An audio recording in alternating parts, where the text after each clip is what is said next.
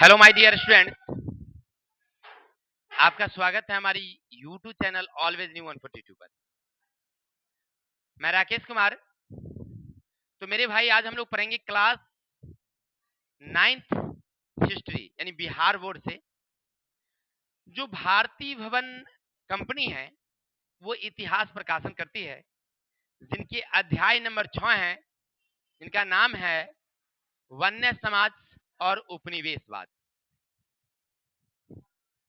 चलिए, तो हम लोग पढ़ेंगे इस पाठ में क्या क्या पढ़ेंगे कि वन्य समाज यानी हमारे भारत में जो वन्य समाज है उनका जीवन यापन कैसे था, वन से उन्हें क्या क्या लाभ था, वन का हमारे जीवन में क्या क्या महत्व है, और साथ अंग्रेजी शासन जब हुई हमारे देश में तो वन्य समाज को वो किस तरह से प्रभावित किया, इन तमाम सी बातों को पढ़ेंगे।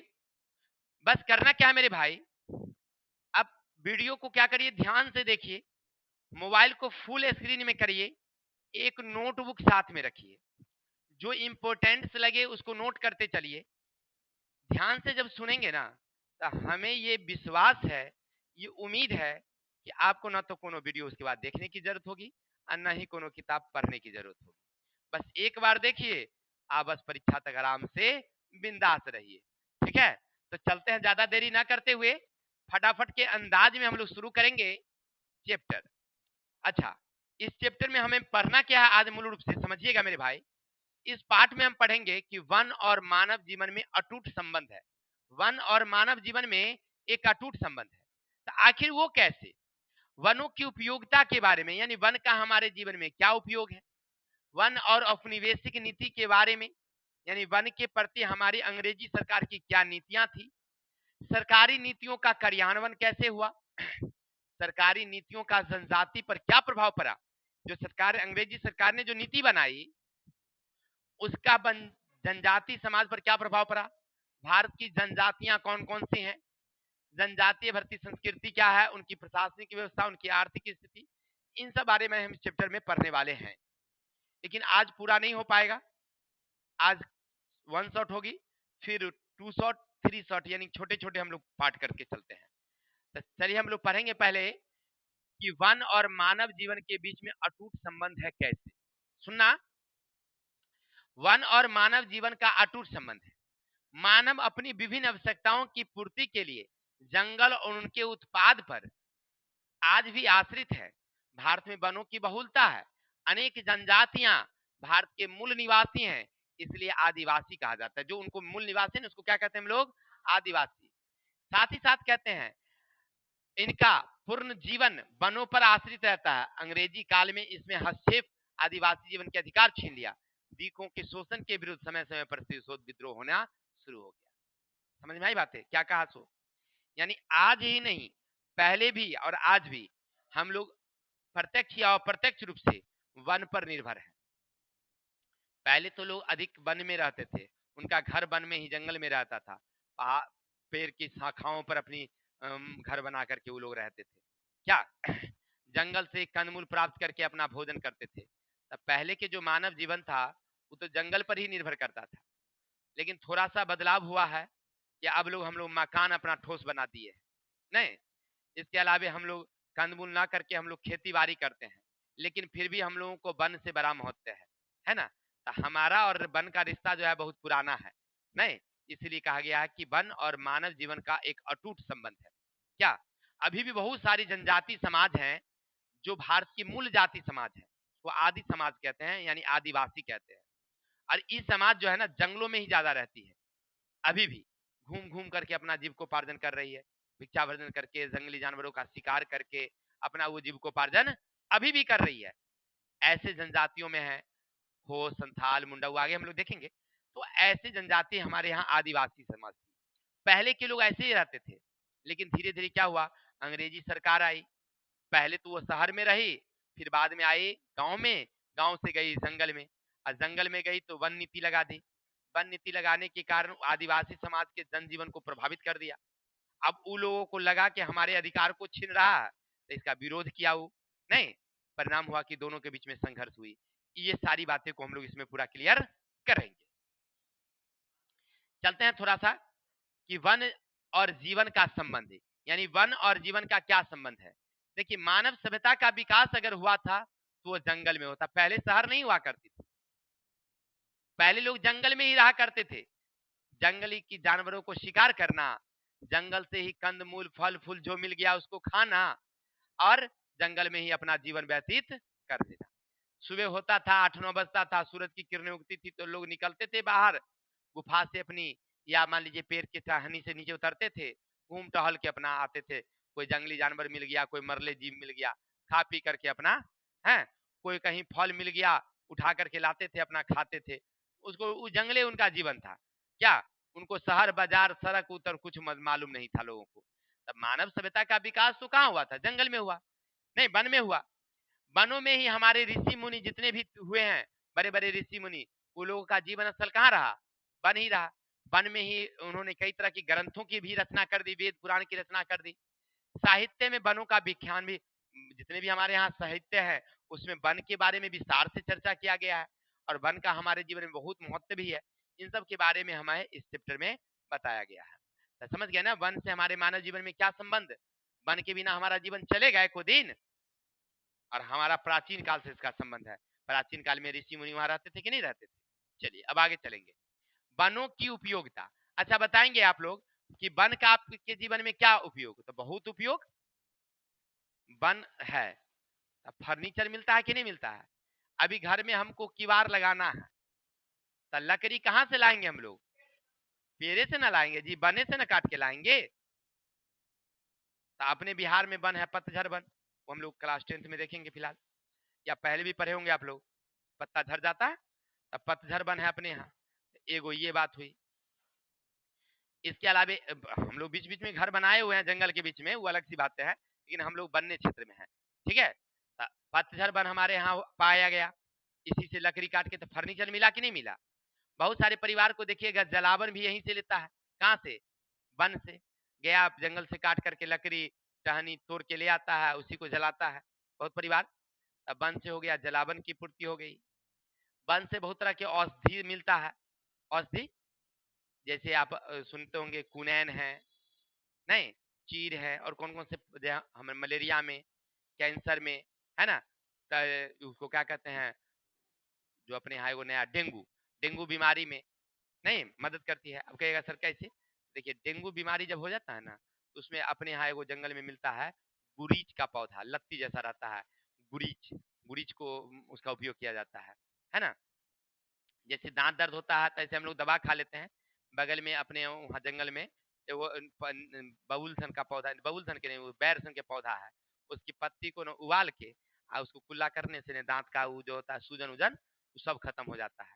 एक बार हमको भी दर्द हो गया था, तो हम दवा खा रहे थे, एक हमारे मित्र आए, बोले कि ये क्या खा रहे हैं सर आप दवा, चलिए ना आपको हम देते हैं मंगनिया दवा बता देते हैं। बोले कैसे, चलिए तो सही। ले गया, कहा कि पत्ता को ले जाइए और उबाल उबाल करके कुल्ला करिएगा, पीना नहीं है कुल्ला करना है, थोड़ा सा बदबू जैसा लगेगा, खराब लगेगा पानी, लेकिन ठीक हो जाएगा। हमने सोचा कि चलो भाई दांत दर्द है तो कहीं हो जाए, हम भी ले आए और थोड़ा सा उसको उबाल दिए, और उसका पानी जो हुआ उसको गार के और थोड़ा सुसुम सुसुम में ही कुल्ला किए। कुल्ला किए थोड़ी देर बाद ना दर्द ना राहत हो गया, और धीरे धीरे पचना शुरू किया, फूल गया था, पच गया। हम बोले वाह कमाल हो गया, दर्द की दवा हो गई। नहीं तो ये क्या हमारे लिए औषधि नहीं हो गया। इसके अलावे फल फूल है, नहीं देती है फल फूल। इसके अलावा शुद्ध हवा देती है हमें, शहद मतलब इत्र देती है। माने वन से हमें बहुत तरह के फायदे हैं। क्या, वन से कई तरह के चीज मिलते हैं, फर्नीचर मिल गया, जलावन मिल गया, गोंद रेजिन मिल गया, शहद मिल गया, नहीं ये सब आपको मिल जाएंगे। और कथा है कौन कौन सी औषधीय दवा है। और सबसे बड़ी बात क्या है ना, कि अपने देश में जो छोटे छोटे उद्योग हैं, फर्नीचर उद्योग, कागज उद्योग, ये सभी किससे चलता है, वन से ही चलता है। तब वन नहीं रहेगा तब फर्नीचर उद्योग चलेगा, फर्नीचर मैंने लकड़ी वाला।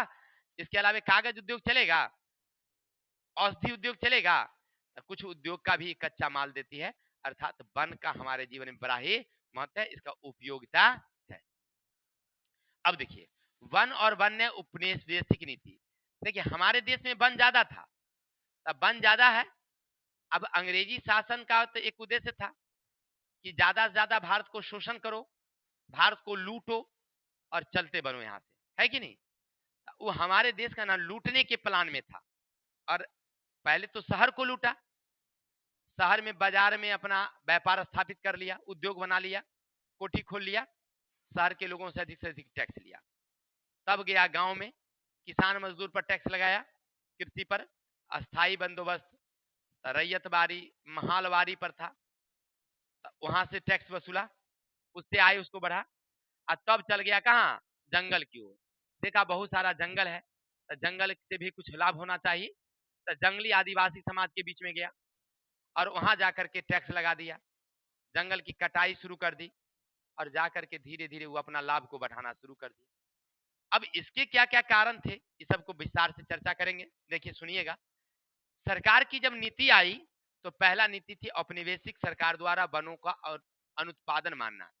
यानी अंग्रेजी सरकार समझती थी कि भारत में जो वन है ना, वो बेकार का चीज है, इसका कोई फायदा नहीं है, जंगल होने से क्या फायदे, कुछ नहीं है, अगर वहां खेती किया जाए तो हमारी आमदनी बढ़ सकती है। वो सोचा नहीं, तो क्या किया, वो जंगल को काटना शुरू कर दिया। अब जैसे जंगल काटा तो जंगल में खेती करना शुरू किया, और खेती जैसे किया तो उसको लाभ क्या हो गया, बढ़ गया। टैक्स लेगा कि नहीं लेगा। अब जानते हैं वहां पर वो क्या करता था कि ले जाता था, और पहले तो वहां के आदिवासी समाज को रोक लगाया कि, क्योंकि क्या होता था कि जो आदिवासी समाज के लोग थे वो स्थानांतरित कृषि करते थे, जिसको आप झूम खेती कहते हैं या कर्तन दहन कृषि कहते हैं। एक इलाका, क्योंकि आदिवासी समाज क्या करते थे ना, खेती कैसे करते थे, धरती पर हल नहीं चलाते थे, वो समझते थे धरती हमारी माँ है, अब माँ के शरीर पर कैसे हल चलाया जाए, आदिवासी समाज। तो उस समय वो खेती करते थे कि जंगल को काट दिया, और जंगल को काट के आग लगा दिया, आग लगा के उसमें जो है वो राखे पर खेती करते थे, राख की खेती, राख खत्म हो जाती थी तो उस जगह को छोड़ के दूसरे जगह चल जाते थे, तीसरे जगह चल जाते थे। तो ऐसी स्थिति में वन तो कट रहा था और सरकार को टैक्स नहीं मिल रहा था अंग्रेज को, तो अंग्रेजवा सोचा कि वन बेकारे है, कि वन को काट के अगर खेती करवा दिया जाए तो उत्पादन बढ़ेगी, तो हमारी आमदनी बढ़ेगी। इसलिए वन को ना वो क्या किया, वहां पर खेती करवाने लगा, तो जंगल काटने लगा भारी मात्रा में।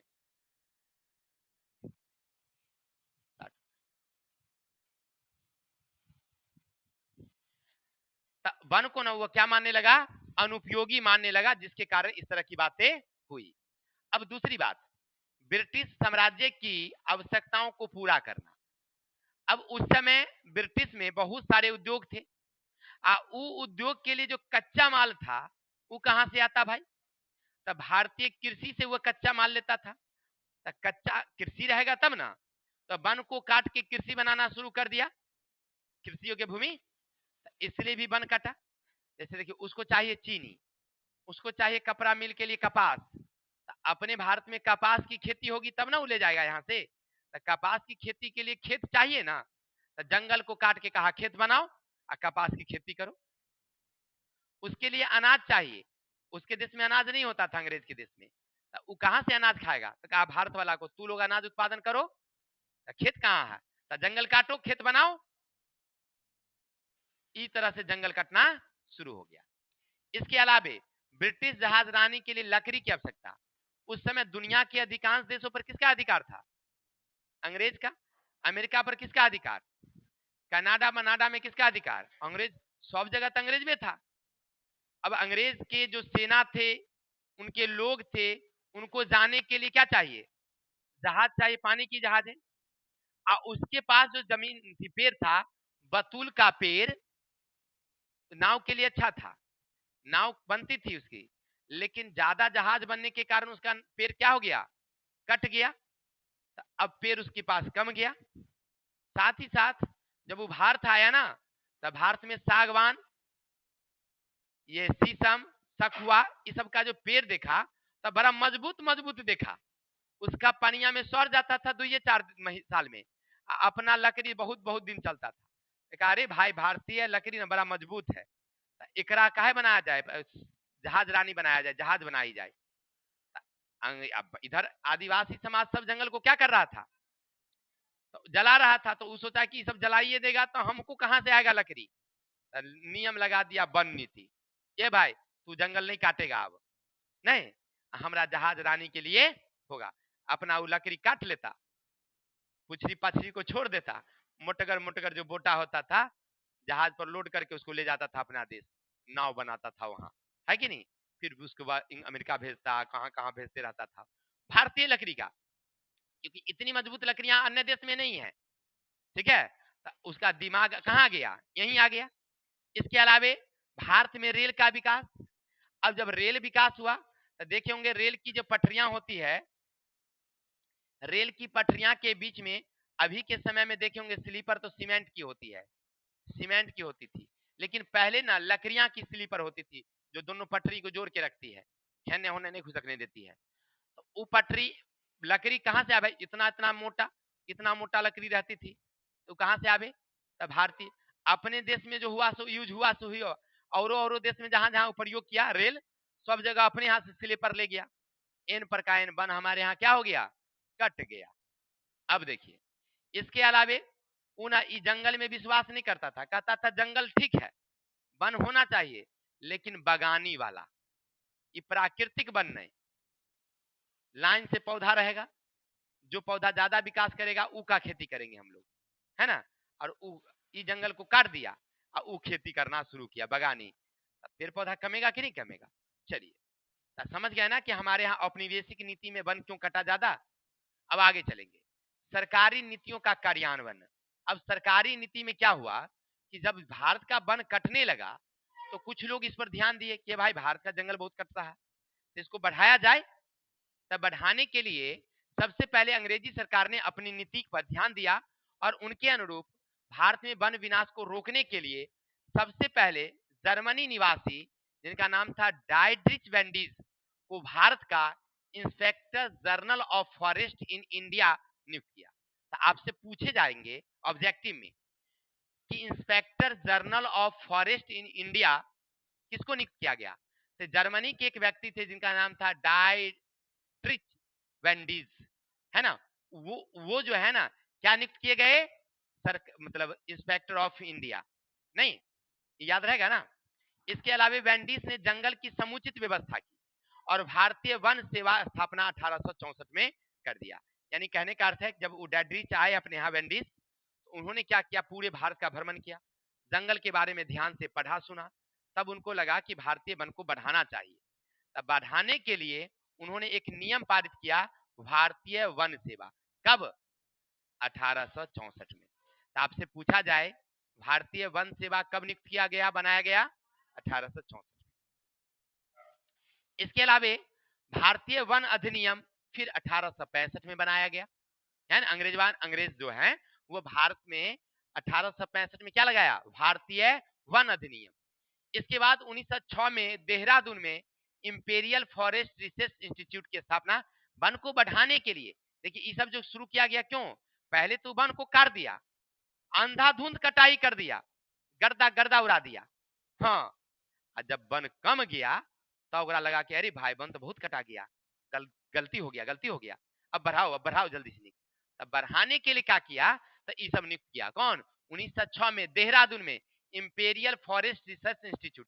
आपसे पूछेगा, देखिए रेड रेड जितने हैं ऑब्जेक्टिव हैं याद रखेंगे, आपसे पूछे जाएंगे कि इंपेरियल फॉरेस्ट रिसर्च इंस्टीट्यूट की स्थापना कब हुई, 1906 में। कहाँ हुई थी, देहरादून में। यहाँ पर नए नए पौधे तैयार किए जाते थे, है ना, उसको फिर लगाया जाता था ताकि पौधे की विकसित हो।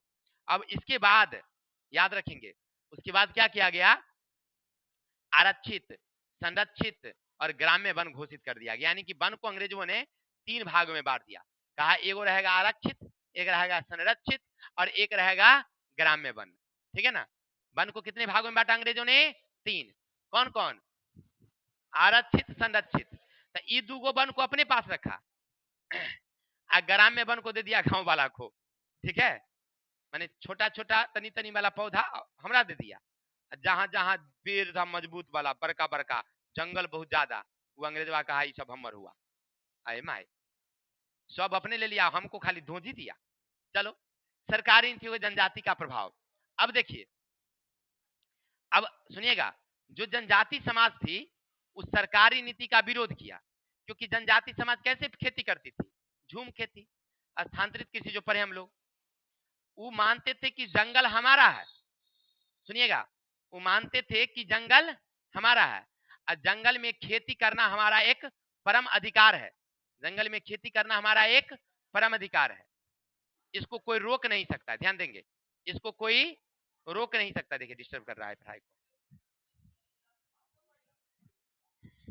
सुनिएगा, अब जो जनजाति समाज थी उस जंगल को तो अपना अधिकार समझता था कि जंगल हमारा घर है, जंगल में खेती करना हमारा अधिकार है।